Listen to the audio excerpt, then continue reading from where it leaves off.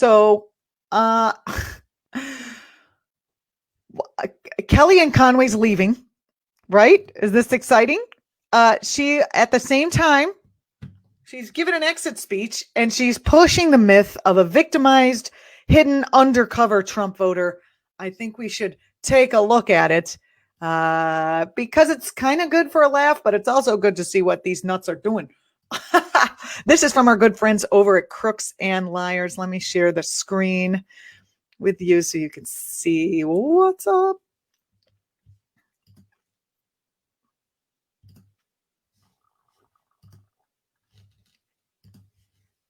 I mean, I'm not going to miss Kellyanne Conway, but I'm sure they're going to drag from the swamp somebody else who is just as horrendous. I mean, they have like this nonstop parade of nuts. I don't know. The fact that she's leaving the Trump administration tells me, to me, it signals the end of the Trump administration. She's been one of the longest people in his circle, in his inner circle. She's been here almost all 4 years, plus the whole run up to this. So her leaving, what does that tell you? Let's draw some conclusions, shall we? Here she is. Good God, she's on hidden Trump voters who are getting victimized. Nowhere closer to saying that there was Russian interference that affected the election results in 2016. In fact, the opposite has been said. The Mueller investigation. I have to pause here. The opposite has been said by Fox News. So that's where you are with that in terms of truth level. And the Mueller testimony, all were dud, clud, thud. What the president has done as president. He and his DHS and the vice president and others have worked on election security. I had a briefing on it very recently through our National Security Council here at the White House. I don't want Wait a minute. She goes to the briefings? Well, at least someone's there. Anyone to interfere in our elections. Any foreign government, any foreign actor, and I don't want the domestic media to do it either. Through some of their phony polls and through them insisting that Donald Trump can't win. They said that last time they were wrong. They're saying it this time. They shouldn't be putting their thumb on the scales. Let democracy. I'm sorry.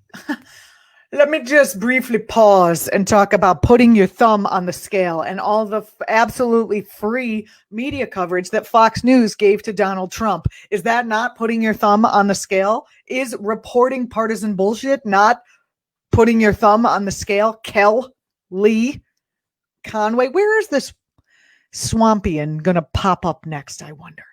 Flourish. Let voters make up their own mind. There's no secret that President Trump is pretty rough on people and has nicknames and everything. Oh, look, Greta's wearing the colors of Planned Parenthood.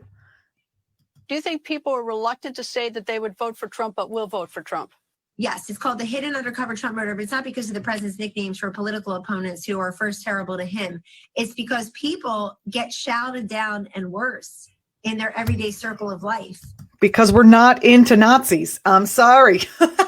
We're not into that. We really don't want that to continue here. And also, I'm calling a bit of bullshit because Trump basically sells hats.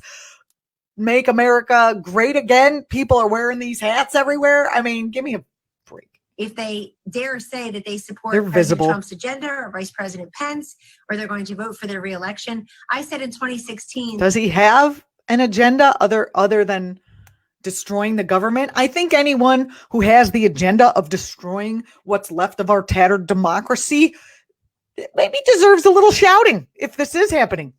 There wasn't a single hidden Hillary voter in the whole country. They were all out and about. That was true. There are plenty of hidden Trump. Yes, because there's nothing to be ashamed of for voting for, like, you know, gay rights and children not in cages.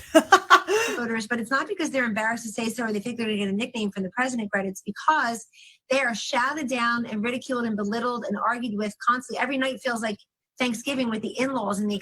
I'm sorry. Does this sound a little bit like projection? I think it's more like liberals when they're in red territory never say anything. They're more likely to never say anything because the Reds are fucking belligerent.